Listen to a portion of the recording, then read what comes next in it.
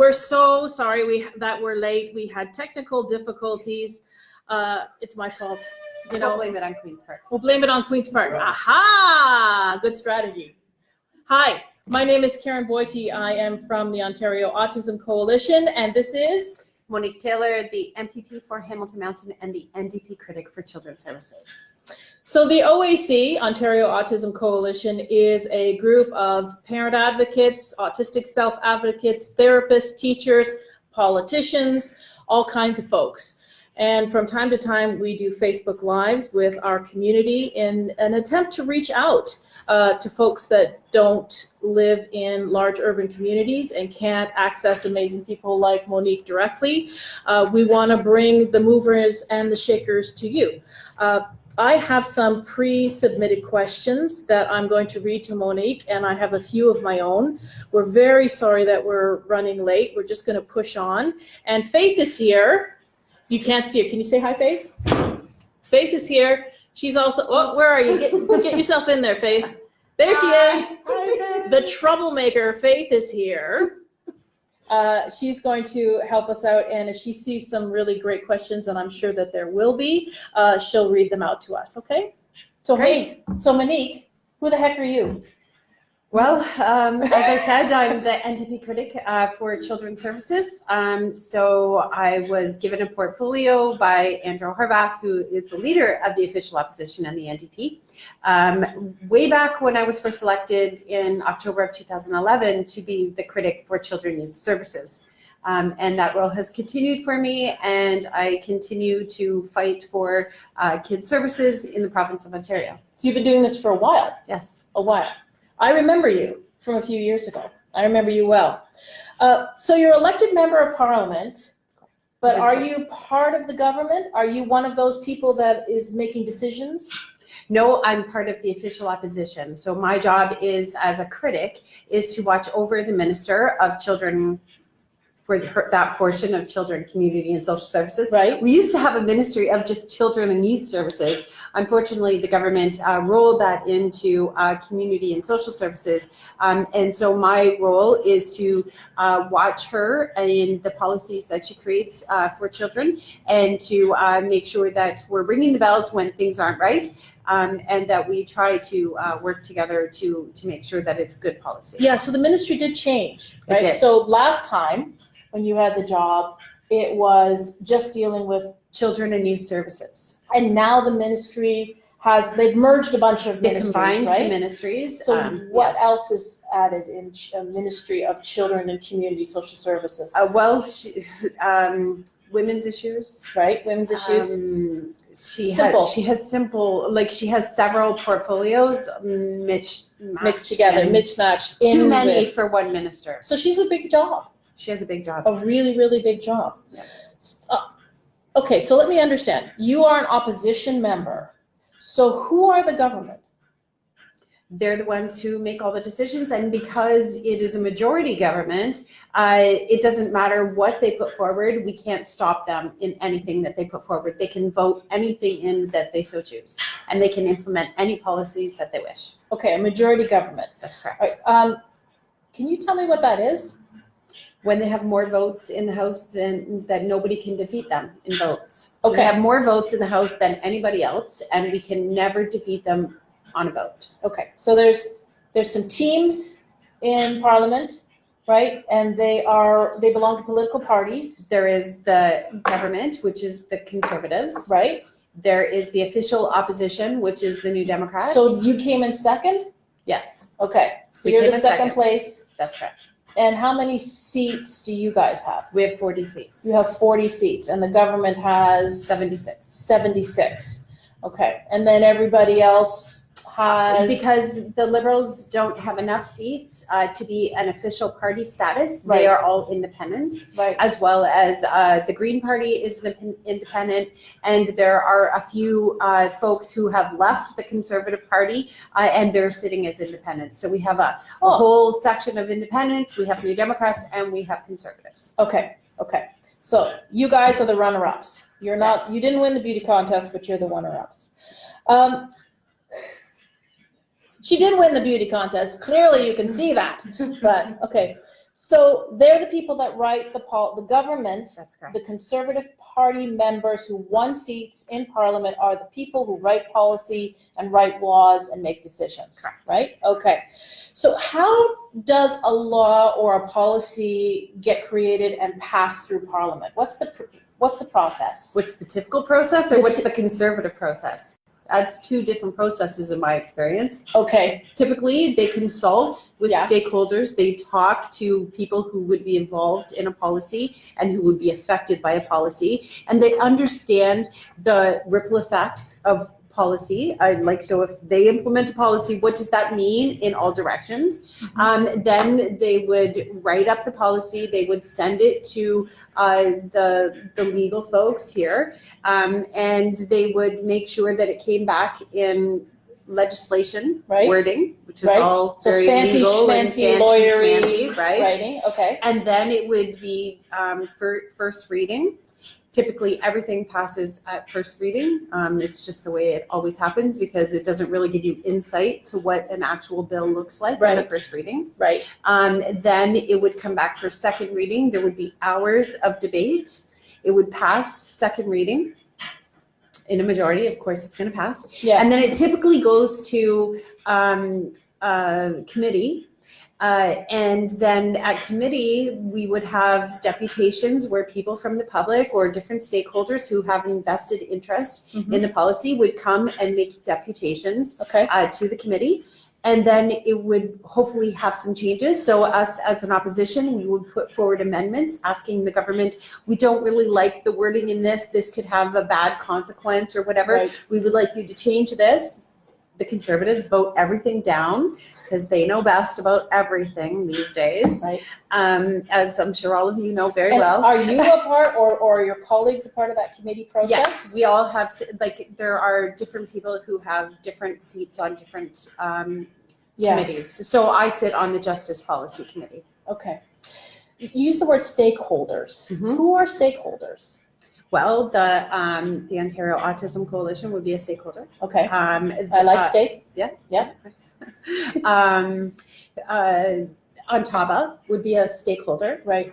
Clinicians of all types would be stakeholders. People who have invested interest in a certain piece of policy, and the general public is who we would call stakeholders. Constituents who have, when they come, we would say that they're a stakeholder, because they have an invested interest in whatever policy it is. So we're all truthfully stakeholders. So government they have an idea, they have some policies and laws that they want to create and write.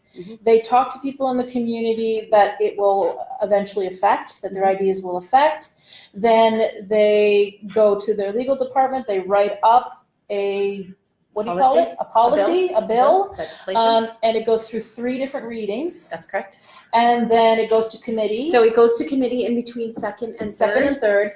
And then it comes back after the amendments have been made. It comes back on third, and then we have a couple hours of debate, and it's done. Okay.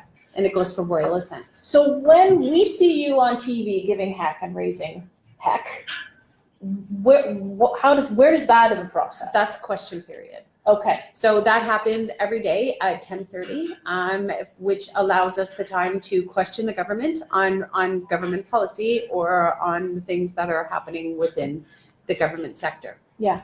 And you've been thrown out twice. I have. How come? One time was for going after the Liberals with Autism Doesn't End at 5. I refused to stop yelling at the government when they were accusing me of playing politics with kids and with the autism file. It's kind of uncanny, isn't it? Some days I feel like I'm living in the Twilight Zone, because now the Liberals are on the same side as I am, and they're fighting the government also on the same policies that they have put forward. Yeah. And the second time was because I believe that Lisa MacLeod was lying when it came to the implementation of this program, and I had and that she had put a freeze on services for kids, and I had the I had the proof in my hand. But are you allowed to call somebody a liar? Because I said that she had lied, the speaker asked me to withdraw, and I refused to withdraw. Right. So there's strict rules. Yes, it's parliamentary language. Yeah. I wasn't allowed to use that type of language, and I refused to take it back because she did lie. Yeah. Yeah. Speaking of yelling, you know who I bumped into on the front lawn when I was coming in was a troublemaker herself. Faith, are you willing to come over here? Yeah. So Hi. Faith was here. Yes. She doesn't know that I'm doing this, but so you were here. And you raised a ruckus. You broke some rules. Yes. What happened? Well, I just got fed up over listening to the same scripted answers from the Conservatives, and then when the Treasury member was bragging about the savings they've done, I just lost it because it really wasn't fair. All the cuts they're doing on the back of our children, and I literally said that. I just said, on the back of our children, you should all be ashamed. That was the first time I got Ford and Lisa McLeod look up, and they actually looked at us. We were crying. We were like very calm throughout the whole section, but they didn't care. Right. Well, you got their attention, right? And that takes a lot of guts, a lot of courage to do that. Yeah. But you did get their attention. And Have you ever seen anything like this community? No. You are the best community when it comes to organizing and to standing up for what's right and what's wrong. And you go over and above each and every time to make sure that the government does hear your voices and that they know what's right and wrong for your kids. Right. Steph Ridley, she asked, remember when we asked the question in the last fight? We made the Liberals answer, does autism stop at 5? And then she asked, can we do this again? So Steph says, can we do this again? We won a fight 3 years ago. Mm-hmm. Can we do this again, Monique? Well, I think we can do this again. I know that working together that we can accomplish. We have made the government blink already. They have not gone near far enough for what is necessary. There are still many problems within their current plan. I don't even think they know what their plan is anymore. So we have to just keep the pressure on. But we do that together because I can kick and scream all I want in the House, but if parents aren't rallying around the province and showing up and embarrassing the members, quite frankly, in the public, then we won't win. So keep up the pressure. You're doing a great job. I know it's hard. I know you're probably tired and you don't want to be doing this, but please don't give up now because we will make sure that your kids get what they need. So Faith, I'm going to go to my questions. Just clarifying. Okay, she's asking going to if clarify that with question Faith. can be asked in question period. Oh. Yeah. Well, we don't get enough questions in question period, so we try to be very strategic about how we ask our questions in question period. But thanks for the idea, for sure. Okay. Thanks, Tom. Okay, so I'm going to go to questions that people have sent. So I'm going to get really close to Monique. Poor Monique. I feel sorry for her. She's on a hot seat. No, it's all good.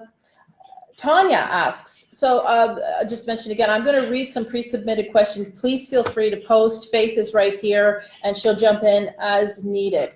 Tanya asks, how or who from the government responds to petitions? So you started a petition, and a lot of people have sent you a lot of signatures. We have several petitions on the go right now, actually. I think we have 4 different petitions all on the go, which is fantastic. Keep the petitions coming in.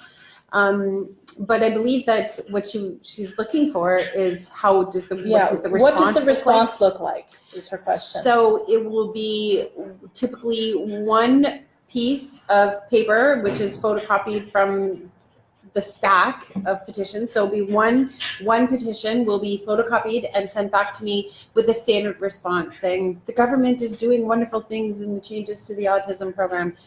So it's pretty much the same stuff that she's saying in the House. Right. It's not really an answer, but the point is that she sees the numbers that are included with it. So just keep the petitions coming.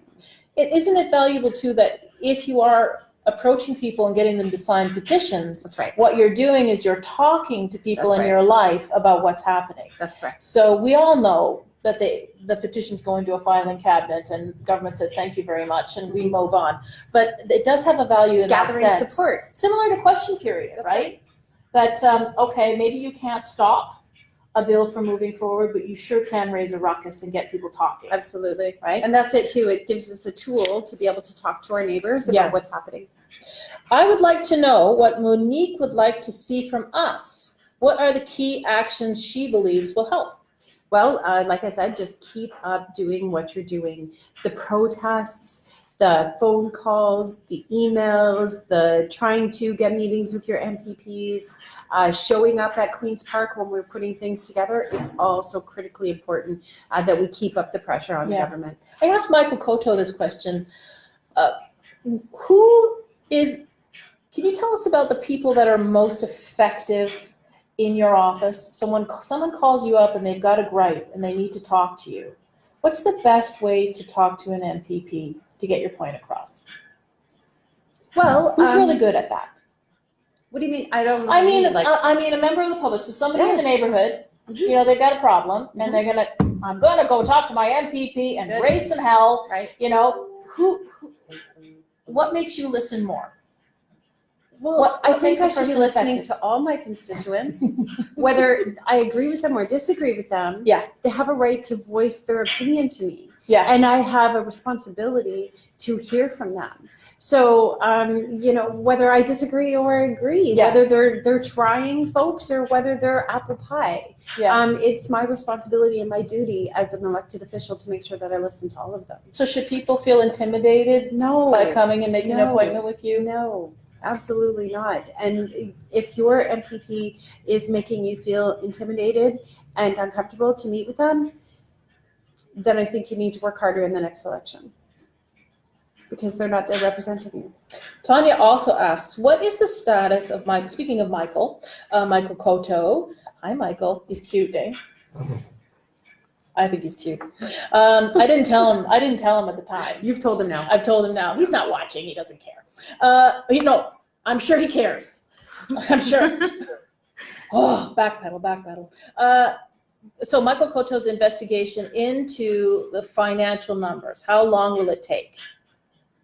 Yes, so that definitely depends on the financial accountability officer who has been asked to look at those numbers. So we don't know. Hopefully it'll come soon because we definitely need those numbers to be back soon. Are there any other neutral bodies in the government that we can contact for help other than the Ombudsman? Well, I remember we used to have a provincial advocate for children and youth. Oh, yeah. What happened to that office? Well, I think the government fired him. Oh. And I think that was a total shame that we lost that office. That was a true oversight body that specifically was engaged in youth voices. And to have lost that advocacy and that oversight piece is an awful Was that shame. a strategic move? Well, it looks like it was a strategic move because the provincial advocate went first, and then the government policies attacking children came next. Interesting. Oh, Faith wants to intervene. Yes. Okay, we have Faith. a couple questions. You need to speak real loud. Okay. Angela Robertson Allard, she asks, does the government have a plan for the future for all these individuals that will not be able to live independently? Well, that's a very great question and an important question and one that needs to be addressed because I don't think that there is a plan. No government has gotten it right to date. We have thousands of people on wait lists for supportive living and many aging families who are concerned about where their loved one is going to go when they can no longer take care of them. So it's something that definitely needs to be worked on, but no government has gotten it right yet. So Nicole asks, I really want to know if we can scrap the age cap as it's discrimination, or do we truly have to drag their butts through HRTO, the Human Rights Tribunal of Ontario? So absolutely right, Nicole. The age cap is discriminatory, especially when it comes to girls. And we know that girls are getting diagnosed later in life. And so it's been part of my questions. You know that the age cap is discriminatory against girls. And it's truly discriminatory against young boys also who have been forced to wait all these years and now will receive less funding. What do you think about the MPPs that have been let go or going independent? We also have a few MPPs who say that they're unavailable because they have sick relatives. During our passionate cry for help, that was also Nicole's question. So, well, I think each party has their own internal things going on, and I mean, I can't speak for the folks who have gone independent. Can a government fire an MPP? Well, no, they can't take away their seat because they were elected to that seat, but they can kick them out of caucus, as what happened with Finch. Okay, what's caucus? So caucus is like the NDP. The NDP is a caucus. The Conservatives are a caucus. The Liberals are a caucus. Okay. Mike Schreiner is a one-man caucus. I mean, that's the caucus, right? Individual parties. So you're the premier or the leader of a party can say you can't be in the party anymore? That's correct. Okay, and that means you don't get invited to any of the pub nights and any of the spaghetti dinners or anything like that. But it doesn't affect, you can cast your vote, you can still absolutely debate. That's correct. Okay. Well, you have limited resources when you're an independent. Okay, so you don't get a budget? No. Okay. Lee asks, question specifically regarding question period. We already know the scripted response Lisa McLeod is going to give. Why can't the opposition directly ask questions about those canned responses? As in yesterday, which this would have been posted a few days ago, Lisa said agencies are acting rashly and should understand the plan better. How is that possible when the plan is not being shared with any member of the public in its entirety up to one point? So I think she's referring to the many of the regional providers. And it was part of today's question, and it was the same answer again. So the problem with question period is there's a lot of theatrics. Right, it's question period, not answer period, as you're all seeing very clearly, which is really shameful. I mean, we should be able to have a good dialogue and be able to raise valid points to the government, but they just choosing to play games, to not answer the questions, and to create shenanigans.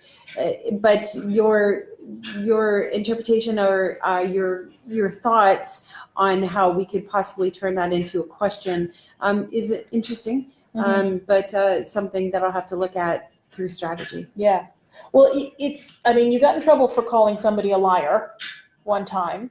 So calling them on what they're saying as opposed to discussing the issue, it's hard to find the words, I would assume. It is, and you only have 1 minute for each portion to be able to get in everything that you can, and making sure that I'm raising the issues and trying to, make some of their ears perk up in the back benches, so that they're going then and asking the minister, what does she mean by this? What does she mean by that? Why is she saying this?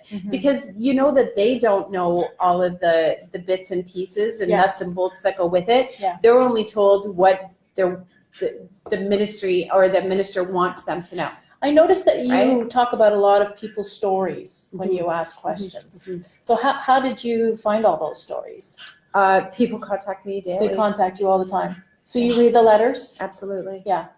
And share the stories from people. That's right. Faith is making some movements there, like she wants to say something important. Some people are asking questions, and we have some comments that might bring up some of the conversation. I don't know what you want to Can everyone first. hear Faith? Can you guys hear me? I don't see anything. Okay, well, they have some questions, and there's a couple comments. I don't know which way you want to go. Let me go through a couple more of these. Okay. And then we'll, generally I like to go through the pre-submitted questions and then I'll go back. Okay. Because it's just, otherwise it takes too much pace. time, and she's a busy lady, so we just sort of want to charge on. Tara asks, what are all the avenues that we should be taking, re municipalities or within the legislature, besides advocating and protesting? There's a lot more that can be done. So we need some creative ideas on how to get our... Well, I think contacting your city council and asking them for their support through all of this isn't a bad idea. That happened last time, didn't it? It did. Yeah. We had several municipalities who jumped on board and sent messages and motions of direction to the government of how they felt about it, because it really does put a lot of pressure back on the municipality, who then will feel the pressure of the housing and who will feel the pressure of recreational sports and all of those types of things that that happen within the municipality. They get the pressure when people aren't able to obtain the services that they need, right? Yeah. So I think totally going to municipalities, your school board trustees, talking to your teachers, just talking to people in your community, and keep those petitions going, because like we said, that really is just about the ability to have a conversation with your neighbor. Yeah. You know, that's one of the things that really surprised me as a mom. When you get into that advocacy mode and you're trying to set up services, walls go up, right? Doors close. You have a lot of conversations and a lot of people saying, there, you know, I can't help you, but good luck, you know. But then when we started to protest, I realized that the average person, no idea, has, not only do they have no idea, but they don't wish this upon us. No. And that helped me as a person, because you start to sort of shrivel up and die when you think, is this who we are? Is this what we do for people that have high needs? We ignore them and we don't provide for them, and yet the average person thinks that we do. And so somehow we have to communicate, no, that's not the case. And when people start to understand that, it's rather shocking. Like, who are we, Monique? Yeah. You know, they Tell say, me, who are we? a society is judged by how they treat their most vulnerable population. So I think it's important that that people do understand what's happening within the community, and to many people with disabilities. I mean, there's so many other disabilities other than autism, right? Yeah. And we see, you know, many folks just not getting what they need because people don't understand, and so and because of that, you know, we have families who are shuttered in their homes. Yes. They don't have the social aspect of, you know, just being able to go out for dinner or go to the movie, and it causes inclusion, right? Like a social inclusion, which isn't healthy for anybody. Yeah, the isolation. Yeah, the Yeah, isolation. isolation. Thank you. That's okay. I know all the words. I know. I knew what you meant. I knew Thank exactly you. what you meant. I meant it. Chantel asks, I wish I could ask this question in French, but I only went to grade 13 and it's gone. And I would not understand It's gone. But as a member of the Northern Ontario Autism Alliance, it's a great group in Sudbury up there. I would like to know if Monique would like to come to Sudbury to speak with us directly about the many issues that we face, like the lack of BCBAs, no French ABA services, and extra travel costs for rural areas. So you want to go to Sudbury and meet these guys? I wouldn't mind going to Sudbury, actually, Chantel. And thank you for that question, because it's a really important piece. Tomorrow is our Opposition Day motion, and this was something that that I said specifically needed to be a part of that discussion, because it's important. So I have a French Northern member who is going to speak directly to this portion in your mother tongue, right? Because it's important, and you're absolutely right. The services were already thin. Families were already having a difficult time accessing services. In an area like Sudbury, you definitely have more services then the outskirts of Sudbury and the travel costs that it goes with it. And so it makes it very difficult. I spent some time in Thunder Bay and heard of the challenges and difficulties that they face there. And I don't think it's much different, but I know the further north we get, the harder it is to access those services. So super important, and something that we're very much aware of. And that's a whole big, huge kettle of fish, right? It certainly is. And we can't really take our time to dissect DSOs and DFOs. The OAC has done that work in previous Facebook Lives, and it's complicated, right? But now we're facing a situation where everything is if everything's going to be a pay-for-fee service, what's going to happen to those centers that do exist up north? It was already extremely difficult for families to get service. We know of families waiting 7 years, 8 years, 9 years. Now those centers, are they going to be gone? Can you hazard a guess? Do you dare hazard a guess? What's going to happen to those centers up north? So my thought is they provide other services. They don't just provide services for autism. Okay. They provide a basket of services for many individuals and many needs. So that will keep them flowing, I believe. Will they be hurt by the funding that's been pulled out of them for autism specifically? Absolutely. But now they're going to have to figure out how to be a fee-for-service provider, as something that they've never had to do before. Which is a whole different business plan and a whole different way of providing services. So it's very concerning to me. They will not have the same amount of clinicians available because they just can't keep them on a payroll. Right? And so we know that families are also going to have a very small amount of dollars to spend. So how will they continue to keep the full-time clinicians on the payroll, and how many will they be able to have? We're seeing layoffs right across the province, and specifically we've heard 19 in Northern Ontario already, at the resource centre up there. So which services a large portion of Northern Ontario. So big concerns. Direct funding makes sense for some, but it can't be the only option. And when the government talks about they're providing choice, well, you're not providing choice if you are forcing. If there's nowhere to go. If you're forcing families into direct funding. Many families don't want direct funding. There were still many families who chose direct service. Because they don't want to be an employer. They don't want to have to reconcile all the receipts. They don't want to have to be in charge of looking for their services. They were very happy with having a public service. And it's no secret that I'm a fan of the public sector. But I also agree with the fact that there did need to be choice. But now there's no choice. It's all private, for profit.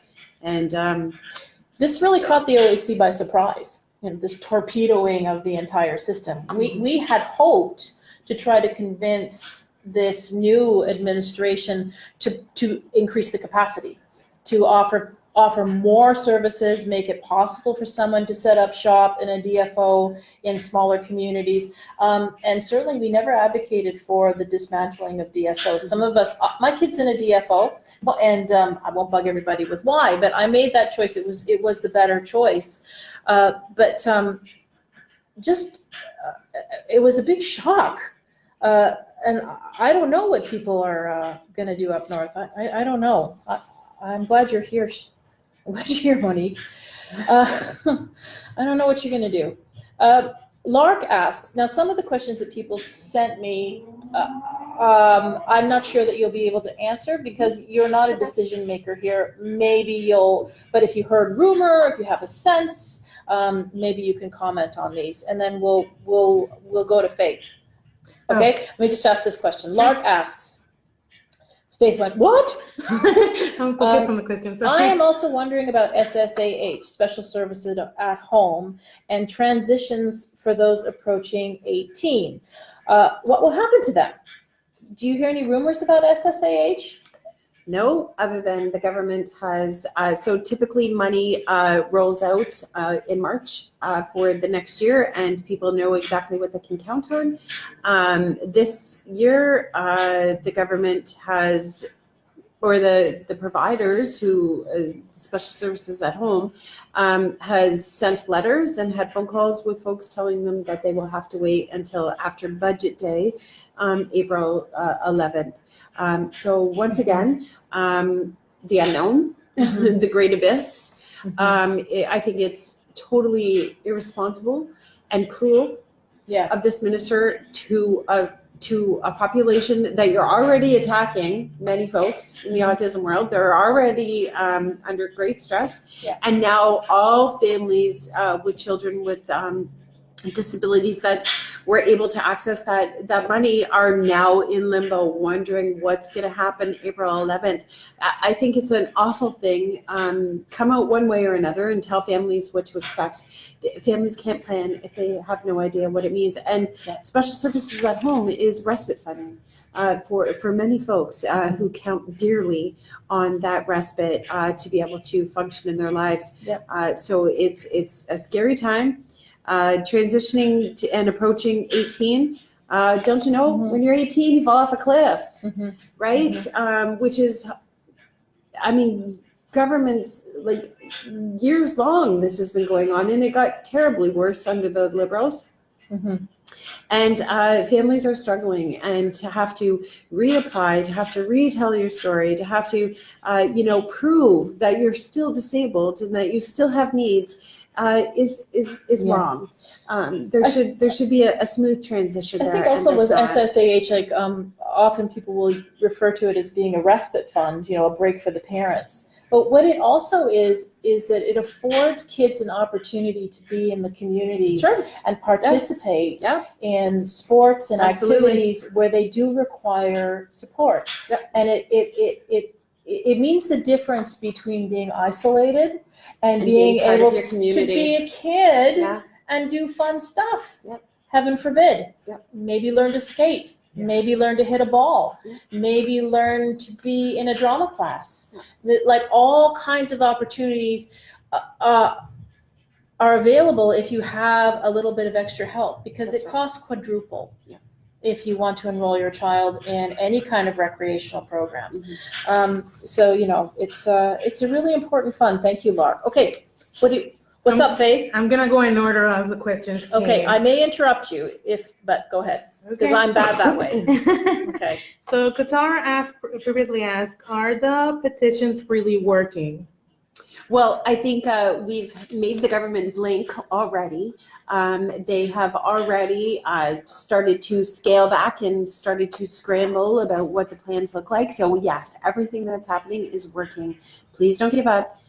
Don't think that it's not working, because it takes all of these little pieces together to really make all different ways, right? Sherry says, Monique Taylor, please consider all kids when you advocate.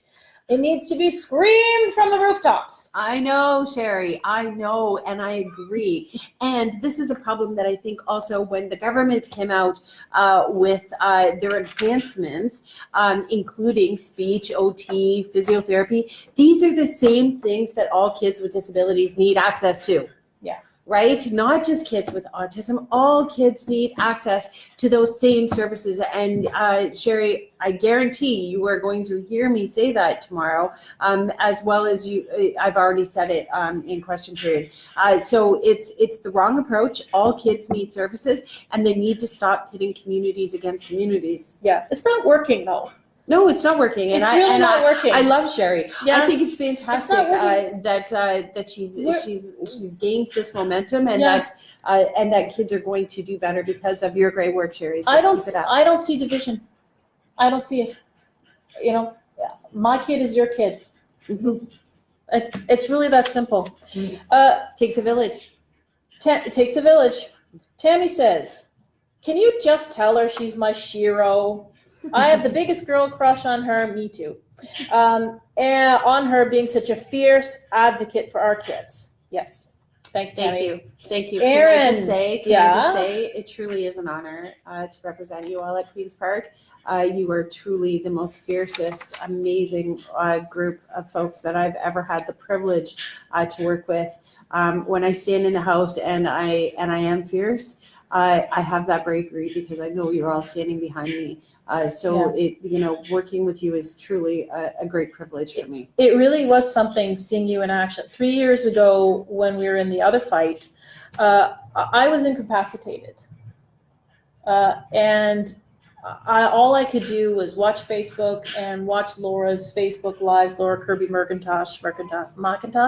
Who the hell are you, Laura? My friend Laura, give updates. And I visit, I really couldn't do much. And when you stood up and got in trouble, that was a powerful moment for me. Because before that, I didn't know that anybody would stand up for my son. And I'm going to try not to cry because we need to talk, Yeah. But why is that so rare? Why is it that when someone knows they're doing the wrong thing, they do it anyway? I don't know. I'll never understand it. Why is that? I will never understand it. I will never understand how they could come out with a plan so bad. So bad. I mean, the Liberals' plan, I had my problems with that. There is no secret about that. Yeah. The Liberals' first plan, I totally fought against them until we were able to get them to change it. Yeah. And we made some gains. There was still lots to be fixed about that Liberal plan, but to completely crush it and demolish it just because the Liberals did it is wrong. It's so wrong. I talked to Michael Cotto about this too, and I've only had, I'm sort of the most reluctant board member, I'll be honest. I let Laura go in and do all the meetings. She's the best at it. But I went to one with Tim Porter, who is Monique Taylor's, who is Lisa MacLeod's chief of staff. Lisa MacLeod is the minister in charge of the file for the Ontario Autism Program. And I had the distinct feeling that the people I was sitting across from knew they were going to do something very cruel. And they did it anyway. And they knew fully what they were doing. And they dragged parents across the province to roundtables. Yeah. Why? Why would you put parents through that? Why would you give parents hope by thinking they're listening to me and I'm going to tell you my story? Yeah. For what? For what? For what? Because what they came out with had nothing to do with what parents told them. That is actually, now that you mention it, quite a cruel thing to do. They twisted the stories. Well, it takes a lot. I actually dislike sharing the complexity of my parental journey with people. It's painful to talk about it. Mm-hmm. And I would rather keep things private, but I don't have a choice. I need to reach out, to ask people to do that.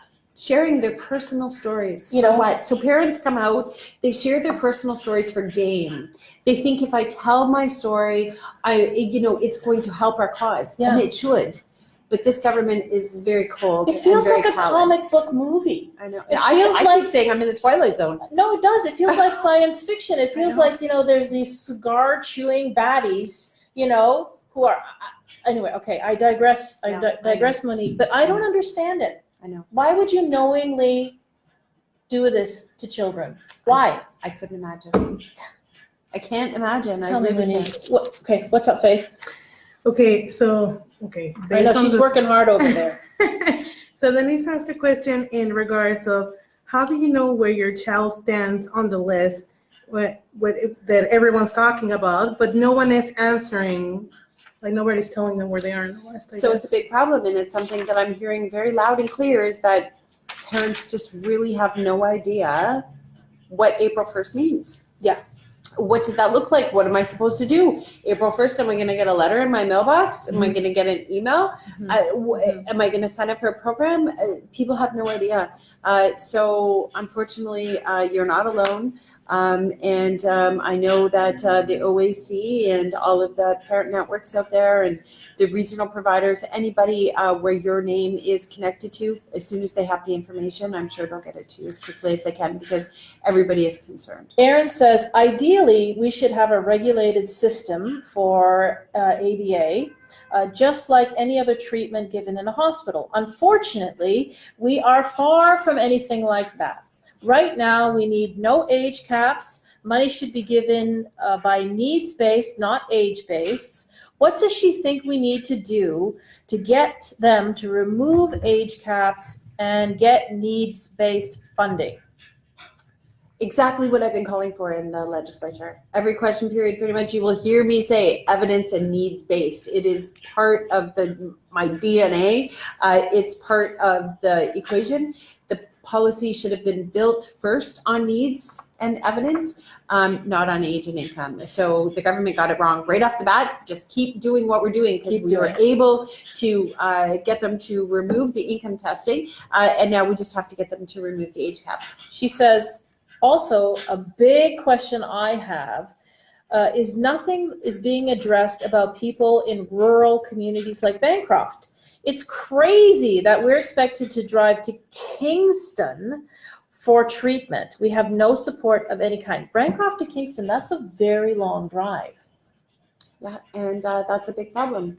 Yeah. And with direct funding being the only option, I can't see it getting any better, because we now have to have people who are looking to make an income and profit, who need to go and set up shop somewhere to provide services. So this plan doesn't address that. We should have been investing in more and better services, not pulling them away. That kind of links to one of the questions asked by Jennifer. She's asking, do you think that I'm sorry, hold on.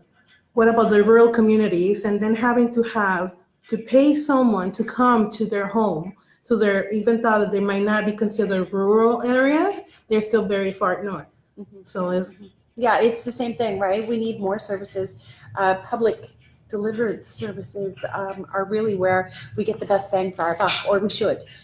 So don't get me wrong, I know there's lots of people out there who are angry with the regionals and how services were provided. Yeah. We needed an overhaul. We needed to look at those services and see what made sense, and fix the system instead of tearing it apart. So nothing that this government is putting forward right now is going to address any of these issues. Quite frankly, I think it's going to make it worse. Okay, thank you. Sorry. Can we have any sort of investigation into these allegations by Randy Hiller of illegal lobbying of the PC government? That's a question from Brent. Mm-hmm. That stuff is already happening. It's already, but it really has.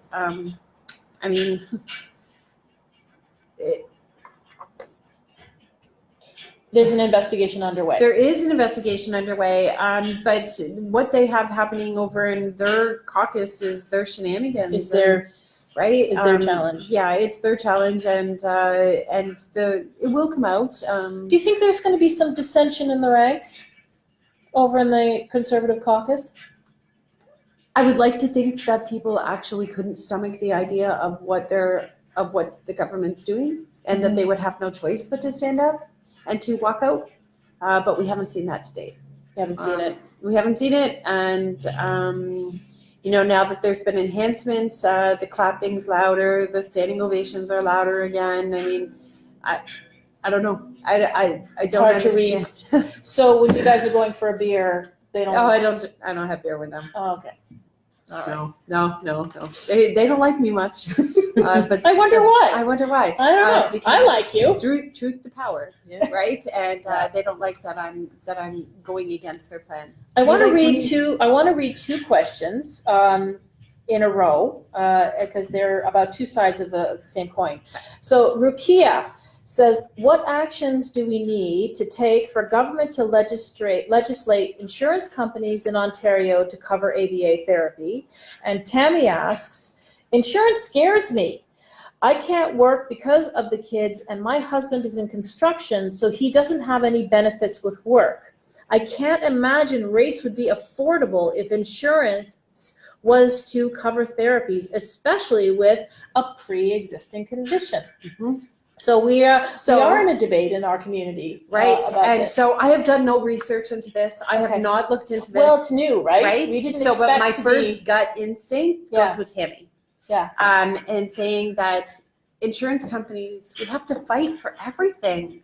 I mean, insurance companies aren't just going to fork over thousands and thousands of dollars without recouping that cost somewhere. Yeah. Also, it allows the government to say, it's not my problem anymore. That's not right. The government needs to be responsible for this. So by shifting it off and just saying, because the government's not putting it under insurance, how would people be able to afford insurance? Think about the car insurance right now. Think about providing any insurance. Think about going and getting health insurance if you have diabetes because you have a pre-existing and condition. autism would be a pre-existing condition, I assume. Exactly. So I mean, maybe if they didn't know that it was before you gave birth, and then all of a sudden you have given birth, and now your child is autistic, right?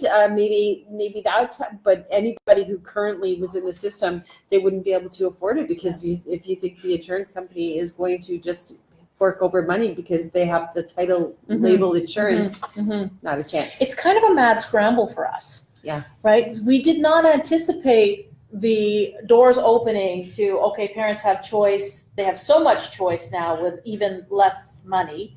So we didn't quite anticipate that. And certainly we have a lot of wonderful thinkers in the OAC who are diligently studying policy and trying to come up with ways to make the government think differently and use insurance. And it's quite the chess game,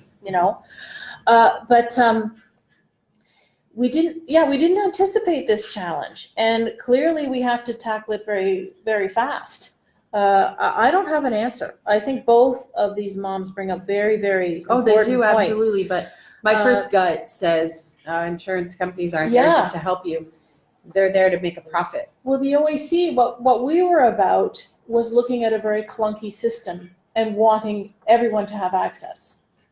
And now there are all these other possible players who come into the game. And the fact that ABA is not regulated makes it tricky, right? So you've got speech and language pathologists and occupational therapists who are regulated health professionals.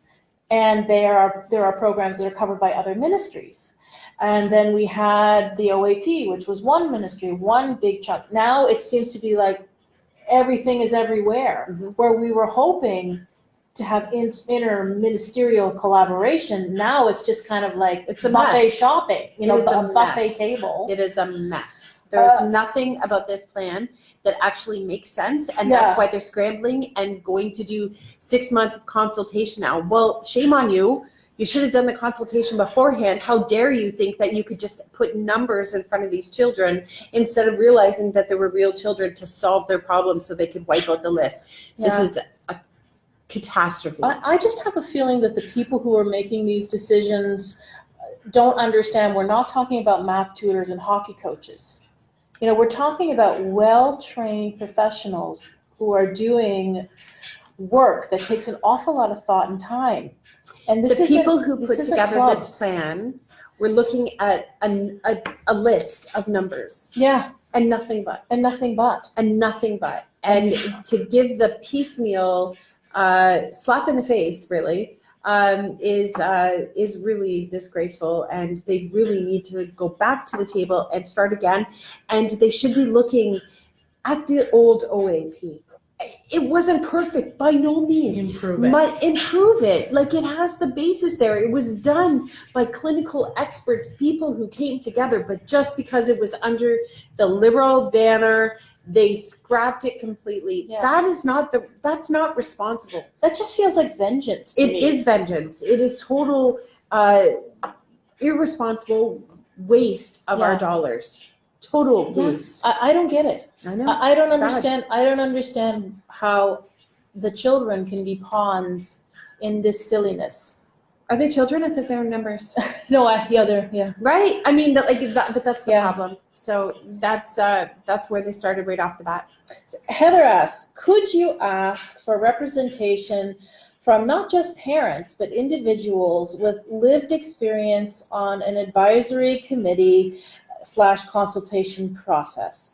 It feels like so many parents are advocating for what they need, as they should, but it's just like we should include cancer survivors in our cancer treatment decisions. We should include folks across the disability spectrum in discussions about disability services and funding, particularly in the case of autism, where there can be such a vast difference in perspectives on best practices. No, absolutely right.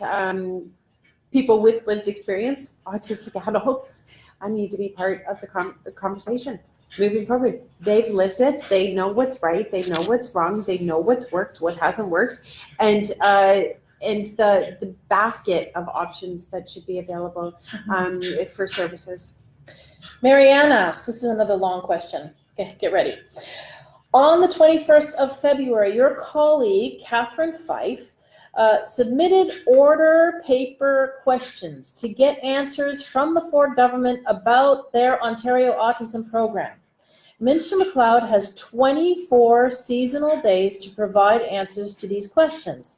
What is the expected cost of the Ontario Autism Program for fiscal years 2019 and 20, 2020 to 21, and 2021 to 22? So she wants some projections. She wants to know how much money has been they're going to spend. What is the new funding model, including carve-outs and funding geared to income? What quantitative data, well, she's a smarty pants, this Marianne. What quantitative data did the government use to determine their new funding model? Okay, so yeah, I get it. You get it. We haven't received those back yet. Okay, so we don't really know how much money is being spent, Nope. where it's been, where it's going. Now with their enhancements, they claim that they've just doubled the program spending. But we don't know what it's going to look like. Plus, they've also said that in this budget, it's still only going to look like the old dollars and not the new dollars, because they don't know what the new dollars are going to look like. They have no idea what they're doing. They have no idea what they're doing or the can of worms that they've opened. It is an absolute mess, right down to the very penny. And these are supposed to be the fiscal conservatives who are like the smartest at money. Well, I don't think they're doing so great with it right now. Krista wants to know, why is someone with no background in education making resilient choices for our children? So why is someone who has no background in education making big decisions? That's why governments and politicians should be listening to experts, and they refuse to do that. Do you think that the ministries and people in caucus were aware of how the change of the OAP was going to affect the school system? No, I don't think they thought it that far through. Right. That's what I mean. Like, I really don't think they thought any of this through. How could they possibly think that they were going to get away with this when they were coming up against you? Mm-hmm. I'm not so sure.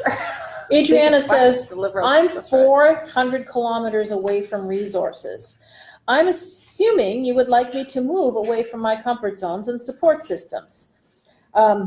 Now I live in a city, so she was in a rural committee. I'm living in a city and I'm trying to get my son in school. They're telling me that he may not be able to go full time to get some full-time support as is required by law. So now I have to choose between therapy and education. Do I stay in my community and have my son educated, or do I move to a city where I can access therapy? Why should she have to choose? Sophie's choice, isn't it? Yeah. Why should she have to choose? You should be able to get services in your community, and you should be able to access the education system, and the education system should be able to support your child. And that is a major breakdown in the Liberals' plan as well as the Conservative plan to ensure that services are available where kids are. Mm-hmm. Shona says, given that Aaron Oak just released a preposterous fee schedule, so now the regional providers are now posting how much this stuff costs, which I think has been a big shock to a lot of people who were in direct service because they weren't looking at the money. For those of us in DFO, we know how much this stuff costs, right? Is it possible for the government to regulate what can be charged for services to keep predatory billing practices in check? So this is part of the problem that the Liberals didn't do, right? This is part of the problem that allowed water to flow out of the pot under the Liberal plan. And so the Conservatives have done nothing to try to correct this. And yes, it's a lot of money. And like I said, the regional providers are now trying to figure out a way to keep their doors open, right? So the costs have going to be increased, and anybody who thought that a full private system wouldn't increase costs is wrong. Because now it's piecemeal, and there is no dedicated funding specifically for all of that extra stuff that maybe even if you were getting DFO, you were still accessing the regional on some length of, could have been speech, could have been OT, could have been other things that now they're going to have to scramble to make up all those dollars for. Yeah. So it's not a good picture. You've got someone standing at the door. Do you have to go? I have no idea. I think I'm still good. He says, what are you saying, Sharon? Couple of minutes. Okay, so we're going to wrap up very quickly. What time are we scheduled till? Now. Well, we started 15 minutes late. We started 15 minutes late.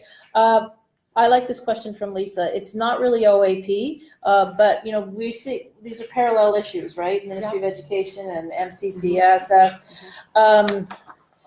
Lisa says, I worry immensely about the rise of exclusions or suspension and expulsions. Since October, we have had 0 community supports. Her child has been excluded from school. And to have to fund not only legal action to defend human rights, but fund therapy. Parents can't work. Children aren't learning. There is no inclusion for our kids. How can we support kids and families booted from public education? I fear this will be a whole lost generation of kids that can be so much more, but nothing to help them. How can this even be Canada? Absolutely correct. A major problem is not having enough supports in the schools and not having the ability to keep kids safe in schools. Have you had much exposure to school issues? So I had actually just started to branch out into some of the different school systems and educational programs like New Haven. That provides specific supports in a school setting, just to learn about what this looks like, because I knew it was a major challenge for families. And then the OAP blew up, right? So I had started to try to do some of that groundwork to address this. But I can tell you that our critic for education, Merit Stiles, is also working with me on this so that we can work collaboratively to try to, to understand the system.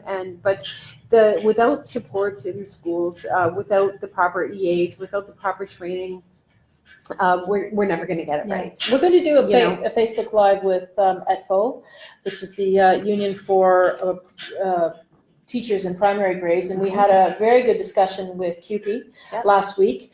We're going to keep talking to school officials and unions and anyone who wants to talk to us. For sure, because they want to be part of the solution, right? Yes. They care about kids. That's why they're teachers. That's why they're educational support systems. So it's fantastic that you're having all of those conversations and that everybody is in on the conversation, because it truly does affect everyone, and making sure that it works for everyone is a best result for kids. Yeah. More and more I'm encouraged. There's such a dichotomy between what people who work with our kids think and what the people who are administrating policy is doing. Right. It's startlingly, the chasm is huge, and we somehow need to fill it in. Right, and you'll see that we're really not need to do that. That people aren't, that the teachers unions and parent groups really aren't that far apart. Yeah. It's just about making sure that the conversations can happen. Yeah. And that the bureaucracies allow those conversations and allow that work to happen, because that's usually who gets in the middle, pitting one against the other. Yep. It's interesting, isn't it? It is. Yeah.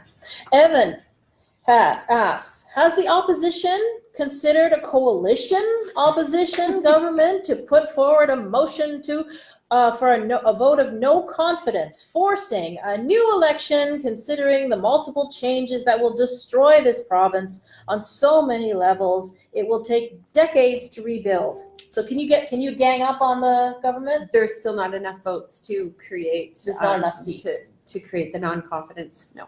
We could vote together on the same things right now without a coalition, and we still wouldn't have enough votes to be able to beat the government. So that's a majority government. Brittany says, my question is related to Hamilton, your hometown. Do you know what services Ron Joyce is a regional provider, will continue to offer after the changes are made? Well, there's some prices that have been posted. Follow-up question. Does anyone have the numbers on how many IT instructor therapists, family support coordinators, social workers, and others will lose their jobs because of these changes? Yeah, we're definitely seeing the numbers starting to filter out, and providers are sending us those numbers. It's terrifying for the fact that we already didn't have enough service providers, and now it's just going to get that much worse. Yeah. It's not a good plan in any direction, and I think that's the most startling point, is that this plan doesn't benefit anybody except the minister to say that she's cleared the wait list. That is the only benefit that I see out of any of this entire plan, is that she can stand there in all of her wisdom and say, I cleared the wait list. Well, you cleared the wait list to where? She talks about the light at the end of the tunnel. The only light I see at the end of her tunnel is the exit sign. Mm-hmm. You know, like, there's nothing that actually benefits families. It doesn't benefit our communities. It doesn't benefit the jobs who will be lost, and the ripple effect of the impact on our communities. There's no benefit to this plan. It's odd because you can't erase people. So what are we eliminating here? I don't know, maybe Ford wants to put them all in a house and not let them out because he didn't know they were going to come out of their house. I didn't say that. I didn't say that. So we have to wind down. Not many of us have. I never said that. Well, so Ford said that. Ford said it. I didn't know they were going to come out. What? Huh? What? Faith, do you want to bring us to the end with? Well, just pointing out, since we were talking about staff, people losing jobs, Louis pointed out that Aisling Discoveries laid off 8 more staff today. Aisling laid off 8 people So Louis, today. you're going to send that to me, right? Because I know I can count on you to do that. Yeah, Louis. And there was He always also a big does. part of people asking in regards of the $600 million that the Lisa and Doug promised today or mentioned, Okay.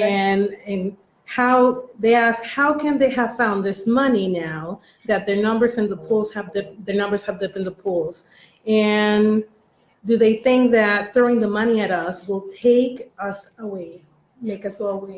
Well, that's the thing. Regardless of how much money they throw at this program, if they don't get the policies right, then they're wasting the money. I've been very clear about we could burn $320 million on the front lawn of Queen's Park with all of this funding that they're going to give, because kids, if they're not getting the proper transition, they're digressing. If they're not getting any services and they're only getting a minuscule little bit, they're not gaining any grounds and they're going to regress. So now they're doubling that funding without the proper policy in place. That is a horrible waste of money. I mean, we can do some amazing things with that money to make sure that all kids really get the treatment that they need. Not all kids need $5,000. Yeah. You know, there are many teenagers, I'm sure, out there that would just like a couple $100s for employment supports. You know, that some child just really does need a new iPad because he's had all the training and for the augmented skills to go with it. And he may not need that type of supports today, but next year he may need a little bit more supports. The plan has to move with the person so that they can access what they need when they need it. And this plan just fails every single step of the way. And no matter how much money they throw at it, if they don't put the proper policy in place, it's going to be all for naught. We heard that before, didn't we? You know, like numbers, lots of big announcements with big numbers and big amounts of money being spent. So a plan first? A plan first. They should have had a plan before they did this. I mean, to say that her only initiative, and she said it continuously, the only thing that she's focused on is to make sure that there is no wait list, that every kid gets the services that they need. But if you don't tailor the services based on need and evidence, then you're wasting your money, Minister. Yeah. Hey, thanks. Thank you, but I have to plug. Yeah. Tomorrow is my motion for Opposition Day here in the legislature, and it is all for you. So please, if you can come to the House, it starts at 3:30. It's over at 6. I know kiddos are, it's a little harder for parents with little ones who have to pick them up from school. But I say, hey, bring your kid to Queen's Park. This is their house too, and we need to make sure that we keep up the pressure. If we have empty galleries tomorrow, the government will be saying, "Look, everything's fine. There's fine. nobody here," right? Now of course there'll be some, but making sure that we can really fill the legislature tomorrow is really great. So if you can't come, and you can ask your neighbor or your brother or sister to show up. It's really important. I'm coming. Good. I'm coming. And Faith is coming. I'm slipping here. Yeah. She came on the wrong day. That's why she's here. Faith and I will be there. We'll see you tomorrow. Thank you. Thank you so much, Monique Taylor. No, thank you for having me on. And this was fun. And thank you, Faith. Bye, everybody. Thanks for letting me boss you I around. was lucky. I must have really needed to be here. I think you did need to be here. I think you did need to be here. Goodbye, everybody. Bye, everyone. Stay in the fight. Do you mind clicking on end Yeah. chat? Stay in the fight. Bye. Keep up the great work. Keep up the amazing work. Bye. Goodbye.